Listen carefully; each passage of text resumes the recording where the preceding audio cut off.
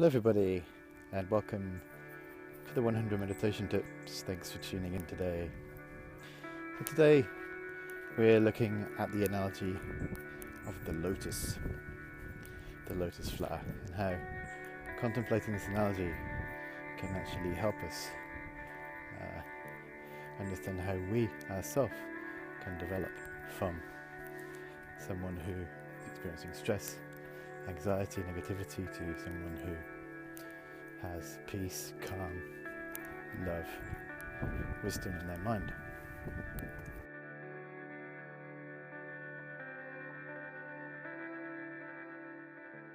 The analogy of a lotus is very poignant, very pertinent to training in meditation, and this symbol is often used. It's used as a symbol of purity and harmony, because the lotus flower is actually born from mud. It arises. The lotus flower arises from a dirty environment. So a lotus, for example, can grow in quite a dirty canal. Within the dirty water, you can see a lotus flower popping up, and the roots of that lotus is actually in mud.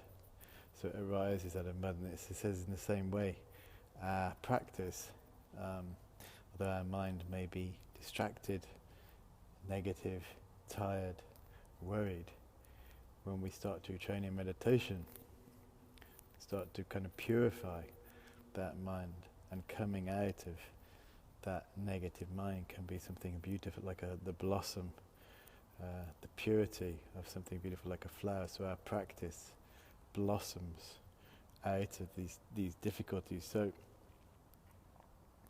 you sometimes, you can think, my mind is so distracted, my mind is so negative, I have no time to meditate, I'm so busy, these usual things. But contemplating the lotus analogy, we can think, well, actually, whatever circumstances my life I'm currently in, within my life, I can transform those circumstances, and actually something can blossom out of them.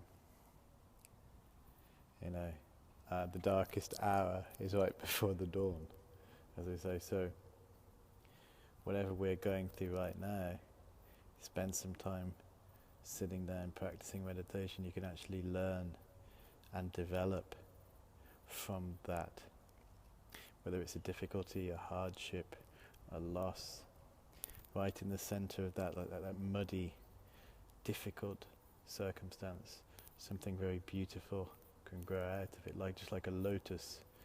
A lotus flower is extremely beautiful, soft, wonderful thing to look at, but it's actually growing out of this dirty environment. So in the same way, coming out of our mind that is distracted and negative can be some peace, calm, purity.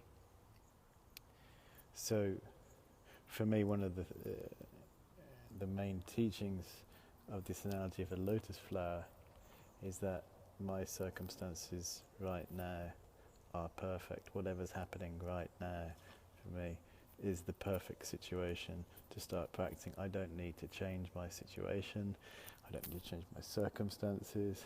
Whatever is going on right now for me, I can use that circumstance to practice and to develop and grow. And in some respects, if we have this understanding that we can practice right now, we don't need to wait for a perfect situation, then we will make progress.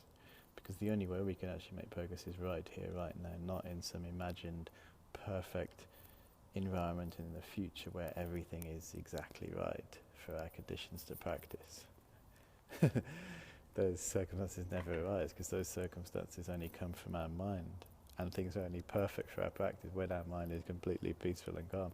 And the only way we can make that happen is to start practicing right now. It may seem, if we're looking at someone else's circumstance, that they have a perfect condition to practice and we don't. Maybe we lead a very busy life, we live in a city, seems like we have no time to practice, but that is perfect. So our current situation is perfect. However difficult and messy and sticky it may be, we can come out of it, we can develop out of it and blossom like a lotus flower. It's sometimes said that, with adversity, with difficulty actually comes great growth, great development, much better growth than if things are just plodding along, boring steadily. If we have some difficulty, then we can develop compassion, patience, humility and so forth. So this contemplating the lotus analogy can bring many understandings for us, and mainly an inspiration to practice right now, wherever we are. Thanks for listening, and see you next time. Bye for now.